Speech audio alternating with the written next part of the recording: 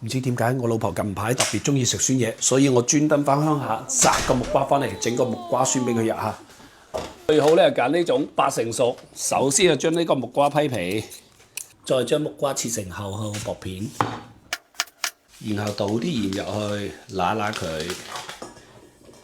400克純淨水，加入200克山西白醋，大概25粒嘅碎冰糖，攪勻佢。跟住落嚟咧，將醃製好20分鐘木瓜咧清洗一次嚇。咁有朋友反映啦，平時咧我食個木瓜酸咧點解會肚痛嘅咁樣？嗱呢一步咧好注意啦，好有可能咧出邊嘅商家咧用嘅係自來水嚟清洗。